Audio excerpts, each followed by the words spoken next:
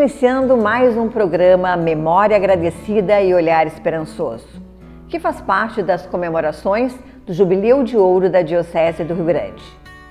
Neste programa, estamos mostrando testemunhos de pessoas que fizeram parte destes 50 anos da Diocese.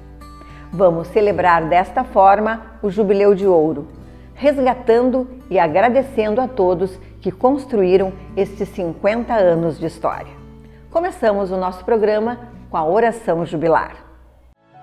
Ó Deus, Pai de bondade que nos levas à plenitude, nós a Ti louvamos, porque por meio de Teu divino Filho, Jesus Cristo, edificaste a Igreja sobre o alicerce de Pedro, humilde pescador, escolhendo juntamente com ele outros apóstolos a segui-lo. Pela Tua palavra que nos ilumina, confiamos que também a nós é dirigido este convite. Queremos ser Teus discípulos missionários, vivendo em comunidade, num só coração. Envia-nos para que todos tenham vida e a tenham em abundância. Que Teu Espírito Santo, infundido em nós pelo batismo, nos torne Tuas corajosas testemunhas. Interceda por nós a Santíssima Virgem Nossa Senhora de Fátima. Amém. No programa de hoje, teremos o testemunho do Bispo Emérito de Pelotas, Dom Jaime Quemelo. Dom Jaime Henrique Quemelo nasceu na cidade de São Marcos, no interior do Rio Grande do Sul. Ingressou no Seminário São Francisco de Paula de Pelotas em 1945, onde fez o curso ginasial e, em seguida, o curso colegial. Cursou filosofia no Seminário Pontifício de Buenos Aires e teologia na Pontifícia Faculdade de Teologia, também em Buenos Aires. Foi ordenado sacerdote em 16 de dezembro de 1958 na Igreja Matriz de São Marcos por Dom Antônio Zátera. O tema de sua ordenação foi: Eu vim para que todos tenham vida e a tenham em abundância. Foi sagrado bispo por Dom Antônio Zátera na Catedral de Pelotas em 1969, assumindo a função de bispo auxiliar da Diocese de Pelotas. Em 4 de novembro de 1977, pela renúncia de Dom Antônio Zátera, tomou posse como bispo diocesano, sendo o 4º bispo de Pelotas. Dom Jaime, nos fale um pouquinho sobre as suas realizações como bispo da Diocese de Pelotas. Eu sei que é muita coisa, mas vamos resumir um pouquinho assim para o pessoal conhecer um pouco mais o seu trabalho, que com certeza já conhece, mas só para a gente reforçar as suas realizações. Olha, para ser bem franco, eu fiquei bispo de Pelotas porque estava difícil a coisa aqui. E então havia um bispo auxiliar, que era muito bom, bispo auxiliar, que depois ficou bispo de Bagé. Inicialmente o pessoal queria que eu fosse bispo de Bagé. E ele me disse assim: olha, eu fui lá no núncio, mostrei para o núncio que eu que devia ir para Bagé.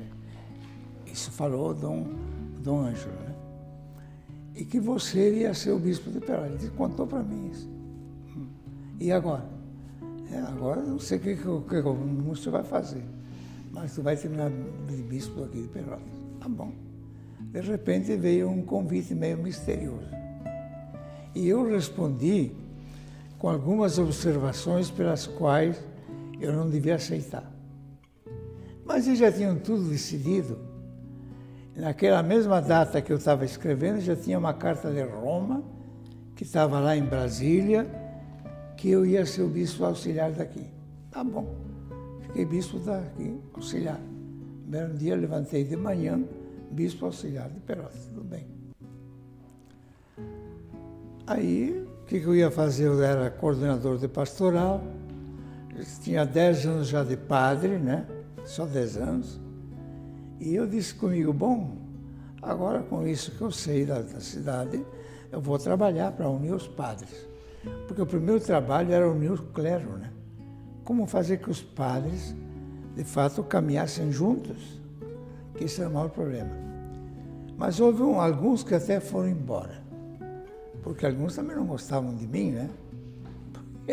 naquele período eu era um padre como eles, mas eles não gostavam também do Dom Ângelo, então ele foi embora por causa disso também. Bom, mas o resultado é que eu fui devagarinho, caminhando. Mas aos poucos foram me levando embora, porque eu tinha dito, bom, eu vou ficar bispo de Pelotas para auxiliar, mas eu não vou sair mais de Pelotas. Né? Disse isso para todo mundo. E eu não aceitava nada, ou aqui ou nada. Mas não adianta, eles te elegiam para tudo, me elegiam. Para cá, para lá, onde eu ia, me elegiam. E eu terminei indo para a CNBB, até para trabalhar nos seminários. Eu até gostei, porque seminário era uma coisa que eu achava que devia fazer mesmo, porque nós não tínhamos muitos padres. O clero era a coisa mais difícil para nós. Quem trabalhou muito pelo clero foi Dom Joaquim Ferreira de Melo. Era um cearense que foi segundo bispo de Pelotas, muito bom, era santo. E eu imitei um pouco a ele, assim, eu vi o que ele fez e achei que era bom fazer como ele. Ele foi a sua inspiração, então? Ele foi uma inspiração depois, né? Quando eu fiquei bispo, porque antes não era. Mas quem também me ajudou muito foi Dom Benedito Zorzi, que foi o primeiro reitor daqui como padre. Que foi um dia, quando eu estava lá em São Marcos, jogando aquelas bolinhas de vidro na praça, ele me viu e disse assim, você vai ser padre. E eu não gostei daquilo, né? E eu contei para minha mãe. A minha mãe disse assim, meu filho, de onde é esse padre? Eu digo, é lá de Pelotas. Olha, se ele te disse isso, aceita o que o padre te falou? Mas ele mandou fazer um exame, fez um exame, eu passei no exame, mas não tinha direito de passar, não. Fiz uma redação, ele gostou e me trouxe para cá para o seminário. Eu vim estudar nesse seminário aqui. Eu comecei a amar Pelotas aqui, né? No primeiro ano, eu não levei muito a sério o seminário, viu? Porque eu também não sabia se eu queria ser padre ainda, né? Eu fui pensando, tinha 13 anos só, era um guri, né? Mas ele me chamou no último dia, antes de ir embora, fazia assim com o dedo. Vai lá no meu quarto falar comigo. Eu fui, eu digo, pronto, o que será que eu fiz, né? E não mandou nem eu sentar, me deixou em pé. E disse assim, você volta? Porque eu ia de férias? Volto. Assim, tens que mudar muito, ele disse. Tem que mudar muito, porque eu pensava que tu ia estudar mais, que tu ia ser melhor seminarista. E agora nas férias, eu vou lá, vou falar para o seu pai, sua mãe e para o pároco que acompanhou lá. Eu pensei comigo, pronto, agora me acabou. Mas sabe que aquilo foi bom? Porque eu levei um susto, mudei completamente. Também cheguei aqui depois no ano seguinte e tirava 10 em tudo, até em latim. Olha aí! Tirava 10 em tudo, menino. E eles acharam que eu era um tal de seminarista. Ainda não era, não estava bem ainda. Fui crescendo. E, por fim, me mandaram lá para Buenos Aires estudar. Foi onde o senhor se formou? Foi muito bom, porque o seminário lá era muito bom. Tinha padres maravilhosos, especialmente o diretor espiritual meu era muito bom.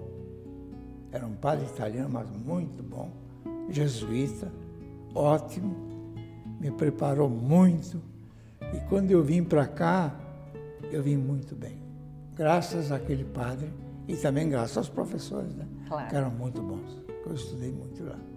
Foi muito bom. Bem, sobre as suas realizações aqui como bispo de Pelotas, dois atos que marcaram, né, o seu episcopado foram a realização das Santas Missões Populares e também que teve 3 edições, né?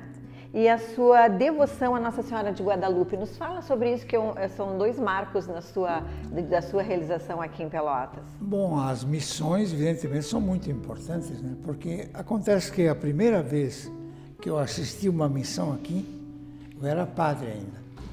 Mas a missão feita por padres de fora não caminhou bem. A ponto que quando terminou a missão, o pregador principal foi lá e disse assim, nos veremos no céu ou no inferno. Chegou a dizer isso. E eu fiquei tão apavorado, eu já era padre, né? Eu fiquei tão apavorado com isso que eu pensei comigo, nunca mais vou chamar padre de fora. Vou fazer missões com os padres de Pelotas. E 3 vezes nós fizemos essas missões com os padres daqui, com outro de fora que já tinha passado por aqui.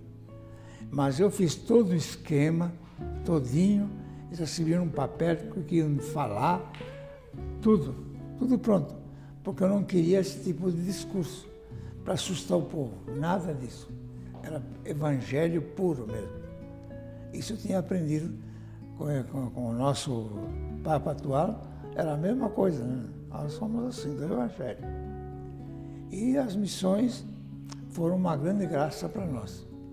Só que, de novo, eu vejo que não estão muito entusiasmados, porque sabe que dá muito trabalho? Olha, me dava um trabalho terrível, porque eu ia a todas as comunidades, onde não era comunidade, não estava alguém pregador, eu ia a tudo. Eu passava o dia rodando, viu? Mas ninguém falava sem mim lá. Sempre tinha uma palestra minha no lugar onde tinha missão. E lá eu colocava o que era a missão. E então não tinha volta, eles tinham que me obedecer, né? E nos fale sobre essa sua devoção à Nossa Senhora de Guadalupe. Nossa Senhora de Guadalupe, eu também não a conhecia, viu? Eu tinha ouvido falar, mas sabe, a gente falar e estar mais perto é diferente. Vocês sabem que eu, de repente, fui eleito para ir a Puebla, representando o Brasil. Era um dos representantes. Éramos quase 50. Não, 50 não, uns 12, 13. Assim. E lá fui para lá. E lá o Papa João Paulo II, ele falava o dia inteiro sobre essa Nossa Senhora, porque ele sempre ia lá. E fui vendo que era um índiozinho, que Nossa Senhora parecia uma índia, que falava para aquele índiozinho. E aquele índiozinho que veio a pé para assistir o catecismo, né? Ele viu uma música e, de repente, diante dele, aquela figura daquela mulher, que era uma índiazinha, que era Guadalupe. E eu vi a multidão atrás daquela imagem, daquela Nossa Senhora, que não tem estátua, lá não é estátua, é um cartaz só, porque era uma foto. Sabe que a história nasceu assim. Quando o índio foi falar com o bispo, dizendo que tinha falado com essa imagem, ele teve certa dúvida, né? O Sumarra ficou com certa dúvida, porque podia ser uma invenção do índio. Então ele disse, olha, você vai dizer para Nossa Senhora que eu preciso saber se ela é mesmo. E ele foi lá procurar Nossa Senhora de novo para isso. Mas o índio ficou preocupado porque Nossa Senhora falou para ele, volta lá no bispo de novo. Ela não sempre dizia a mesma coisa, volta para o bispo de novo. Ele foi e o bispo deu muita bola para ele. Aí aconteceu uma coisa, que o tio dele ficou doente.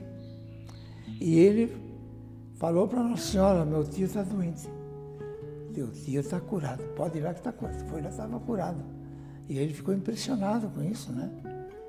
E a Nossa Senhora disse, então agora tu vai lá na montanha e vai buscar aquelas flores que tem lá em cima e leva para o bispo. E ele foi. Lá nas montanhas, aquilo é tudo gelo, não podia ter flor nenhuma. Chegou lá e tinha flores bonitas. Ele colheu as flores no manto dele, que ele usava um manto, aiate se chama. E ele foi com as flores, contente de levar para o bispo.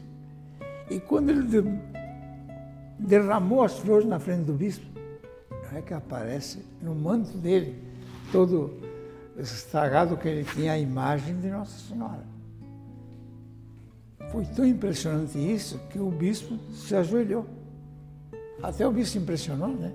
Como é que tinha aquela imagem bonita naquele manto do índio. Aí começa a história toda. E eu pensei comigo, se Nossa Senhora quis um índio, que nós também somos um pouco de índio, né? Verdade. Então eu disse, olha, agora é a hora de nós aproveitarmos Nossa Senhora de Guadalupe. Aí eu voltei para cá e comecei a falar sobre Guadalupe, porque lá são milhões, né, que vão lá. A Nossa Senhora Aparecida aqui vai mais gente que lá, viu? O santuário aqui é maior que lá. Mas eu falava a Nossa Senhora de Guadalupe, né, que era muito bonita e tanto. Aí sabe o que houve? O povo daqui do centro não tinha muita vontade da Senhora de Guadalupe, não. Aí o que eu fiz?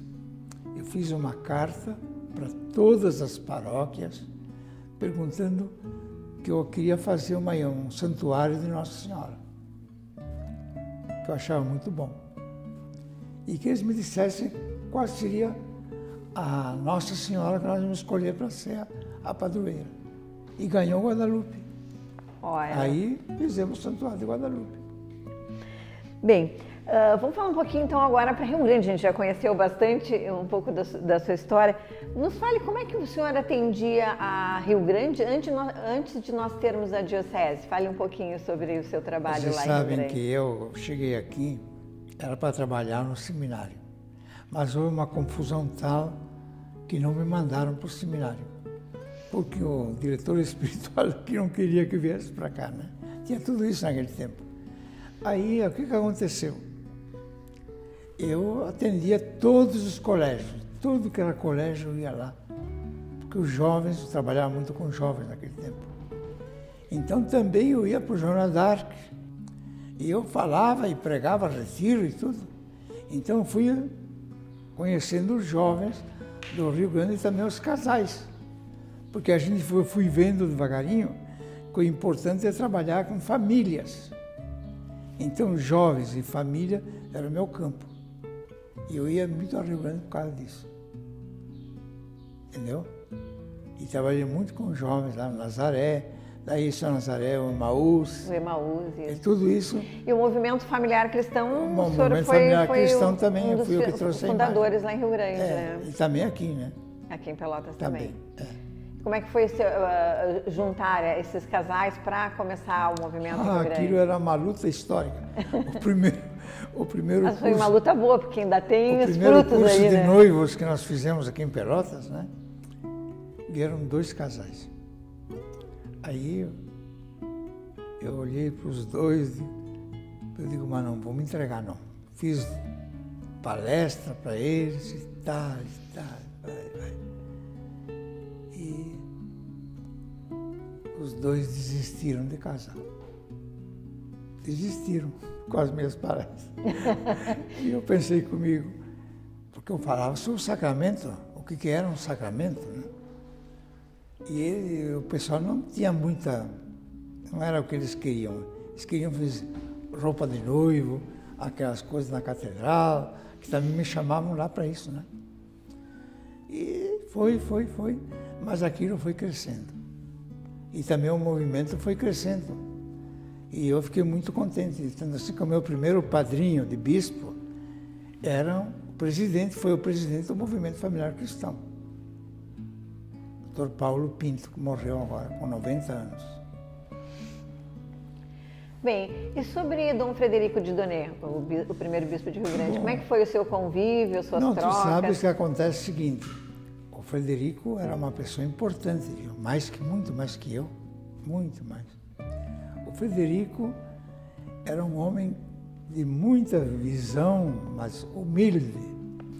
E eu pensei comigo, ele pode ser um bom bispo para Rio Grande. Porque eu não podia ser bispo, né? Rio Grande eu não queria ser, eu arrumando dinheiro. Ia ficar muito grande. Porque aqui não tinha nada. E ele foi convidado e aceitou. Fiquei muito contente. Ele veio para cá e nós éramos muito amigos. Ele vinha, sempre que podia, ele vinha a Pelotas. E eu também ia lá visitá-lo, né? Tinham bastante trocas da Diocese de Pelotas com a Diocese de Rio Grande. Nós éramos muito amigos, muito mesmo, muito. O Frederico é um muito bom. E o senhor teve um olhar muito bom, né? Porque o Dom Frederico foi... Sabe que ele era um homem de Deus, viu? Era um homem de Deus, Frederico. Homem de Deus. Meu irmão. Bem, o senhor nos falou um pouquinho que o senhor conhece o Papa Francisco, né? Como é que se deu? Eu sei que o senhor, até falando com o Dom Ricardo, ele disse que só em falar no seu nome, né, para o Papa Francisco já abriu portas para ele. Então, você sabe que aqui acontece o seguinte, que ele tinha uma parente aqui em Pelotas, o Francisco, uma parente aqui em Pelotas. Bom, isso também já houve um contato entre as duas cidades, né? Mas eu conheci ele lá, porque ele era para ser padre diocesano, mas depois os jesuítas pegaram ele, viu? Eles sempre pegavam alguém, também tentaram comigo também, a mesma coisa. Quando alguém tirava boas notas, o jesuíta é muito disso, do estudo. Não só da parte espiritual, que também é importante, mas o estudo, né? E ele foi para Devoto. Devoto era o seminário diocesano. Aí ele entrou depois para os jesuítas e foi lá para outro seminário, outro colégio. Eu conheci lá, mas pouco lá. Mas é claro, como eu vim para Pelotas, era daqui, tinha uma parente dele aqui, e nós fomos nos relacionando, né? E ele era muito bom padre e bom bispo também. Era um bom bispo. Se comunicavam, mas o pessoal não sabia que ele era assim. Mas ele, por exemplo, você sabe que ele não tinha automóvel, ele pegava o ônibus para ir para tudo que era lugar. Era um homem simples, simples. Não tinha nada de luxo em nenhum lugar. E trabalhava muito com o clero, com os seminaristas e tudo. Então eu ia vendo que aquele homem era um homem de Deus. Ele, como jesuíta, ele teve um pouco de problema, porque ele não se acertava muito com os militares da época lá. E sabe que aquilo teve um problema grande para ele. Até aquela mulher, a Cristina, e até hoje não foi à Argentina por causa daquilo, acho que foi. Não foi lá depois. Mas ele vai um dia, eu sei que ele vai. Porque ele não é de guardar rancor de ninguém. E eu via que ele era muito bom. E ele veio para Pelotas aqui, né, me visitar. Não que eu merecesse, né? Ele era bispo auxiliar, bispo diocesano. Fui bispo antes que ele. Eu fiquei bispo muito novo. Ele ficou bispo, mas com mais idade. Então nós ficamos amigos, né? E foi disso que ele conheceu aqui, eu vi como é que ele era e como é que eu fazia também, ele sabia. E daí ficamos amigos, né? Quando ele ficou Papa, eu até me admirei que ele ficou Papa, né? Eu fui lá visitar ele. E ele me recebeu lá onde ele mora agora, que ele não mora no palácio aquele lá em cima, não. Ele mora no hotel aquele. Eu fui lá no hotel, né? E você sabe que o hotel tinha só 2 guardas na frente. Eu fui vestido de bispo, porque eu não sabia o que ia acontecer, né? Cheguei lá, entrei, me botaram numa saleta. De repente ele vem e ele mesmo abre a porta. Era Papa. Eu olhei para aquele homem de branco, né? Era ele, eu vi que era ele. Eu disse, Santo Padre, eu tinha que ele ver vestido de Papa, né? Ele veio, me abraçou, nos abraçamos, tudo. E foi comigo, foi um padre daqui também, o Padre Regis. Aí sentamos em 2 cadeiras dele ali, nós conversamos de tudo. Lá pelas tantas ele voltou a ser aquele homem de sempre, né? Muito amigo. Eu olhei para ele e disse assim, eu quero que o senhor me conte o que o senhor fez para ser Papa. O que o senhor disse para eles? Olha, eu pensei que nunca ia ser Papa. Disse tudo que eu podia para eles. Me elogiaram, agora tem que me aguentar. Bem, vamos falar um pouquinho sobre o senhor como presidente da CNBB. O senhor teve vários, né, cargos, um desses importantes foi presidente da CNBB. Vocês sabem que eu fui para lá, para Brasília, porque eu ia cuidar dos seminários. E durante muitos anos, eu fui responsável pelos seminários do Brasil, da América Latina, toda. E também muitas vezes tinha que ir a Roma, a ponto que eu tinha 3 casas, uma aqui no Brasil, outra lá em Medellín e outra em Roma. Eu tinha 3 casas com gente que cuidava dos seminários. E até que eu tive que depois, tudo nomeado por Roma, não por mim, porque no começo até nem estava muito certo que eu ia ser alguma coisa, não. Porque eram muito bons os padres que cuidavam do seminário, gente boa, viu? Mas eles foram me promovendo. Um belo dia, eu fiquei encarregado de fazer visita a todos os seminários. Mas eu pensei comigo, como é que eu vou visitar todos os seminários? Me permitiram nomear 15 bispos para fazer as visitas. Aí o que eu fiz? Um documento para cada bispo, para ele, onde vai nos seminários, fazer os exames que tinha que fazer. Eu fiz tudo isso. Depois fiquei famoso em Roma por causa disso. E com isso eu terminei presidente da CNBB. Por quê? Porque quem trabalha com seminário é mais conhecido. Mas fizeram muita coisa errada também comigo, né? Eu só vou contar a vinda, porque depois, quando tiveram que fazer a aprovação dos documentos que eu mandei para Roma, que era um armário inteiro que eu mandei documentos do Brasil. Quando eu mandei os documentos para lá, eles tinham que fazer uma análise. Aí o que fizeram? O cardeal-chefe lá do seminário veio para cá com mais 2 para fazer a avaliação. E quando ele falou aí, nós tínhamos os 15 bispos na frente e eu sentado em cima como coordenador, do lado deles. Aí ele disse tanta coisa contra nós que eu fiquei apavorado. Mas Deus sempre me ajudava. Não é que o primeiro que estava sentado aí era Dom Ivo Lorscheider.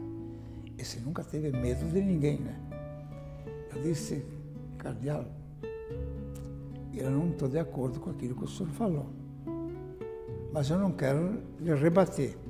Mas eu vou, porque esses 15 que estão aqui não falaram isso que o senhor falou para mim. E eu quero que eles digam uma coisa, o que eles disseram para o senhor, porque eu estou impressionado. Aí eu disse assim, começamos para o primeiro que está aqui, era Dom Ivo. Sorte, né? Era o primeiro da lista. E o Dom Ivo não tinha medo de nada, viu? Ele falou tudo. Diz, eu também não mandei nada disso que o senhor falou. E assim foi um por um. Só um deles disse que disse algumas coisas daquelas. O resto, tudo era a favor. Eu disse, agora, o que é que o senhor vai dizer? Eu estou vendo que alguma coisa está mal. Não, tem muita coisa mal. O senhor tem que fazer outro olhar sobre o Brasil.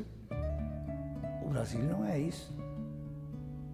O seminário nosso tem gente muito boa. Muito boa. Claro que o senhor falou que aqui tem as mulheres que ensinam. Digo, mas em Roma é a mesma coisa, tem mulher que ensina lá também. Por que a mulher não pode ensinar? Ele disse, o senhor está fazendo a verdade. Pois então. Então esse relatório seu não corresponde à realidade.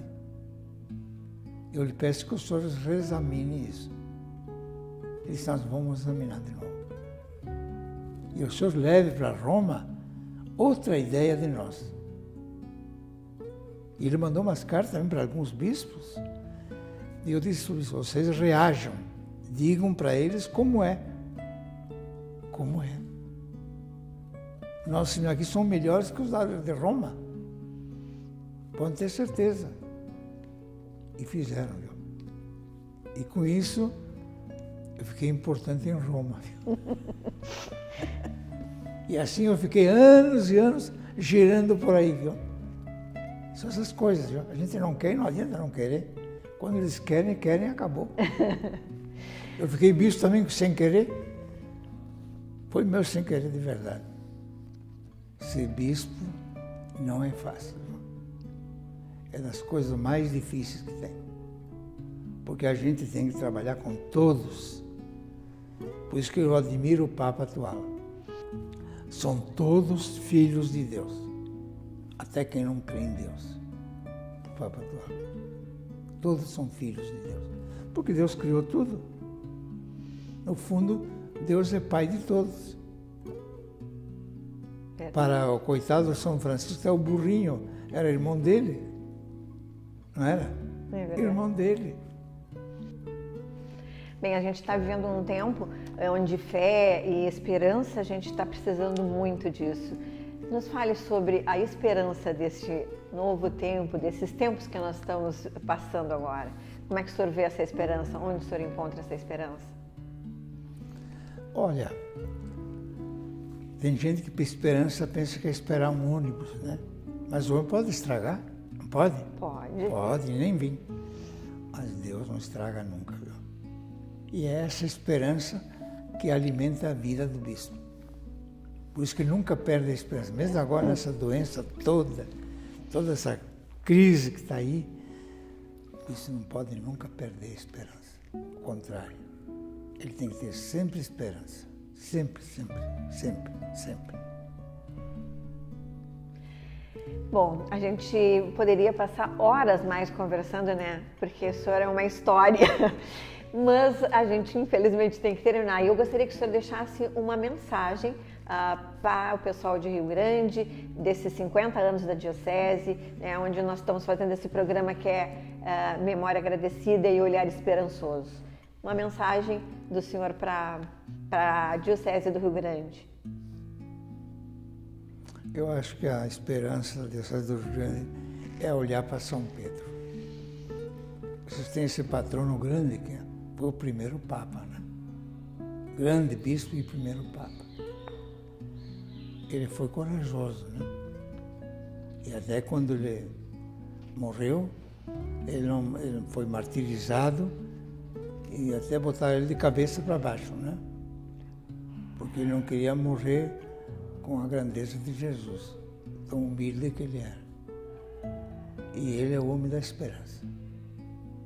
E esses 50 anos, vocês vão ver muitos 50, apesar da pobreza que vocês sentem lá no Rio Grande, né? Como aqui também. A pobreza não é da igreja, do povo lá. Tanto assim que o Rio Grande hoje está melhor economicamente que Pelotas. Por causa do porto, né? O Rio Grande tem muito futuro. Mas a fé, né? A espiritualidade, é de Pedro que você tem que ganhar.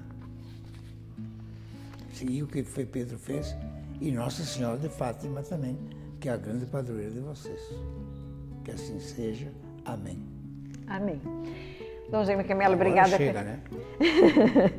Nós queremos agradecer muito o seu testemunho, as suas palavras, comigo, né? A sua história.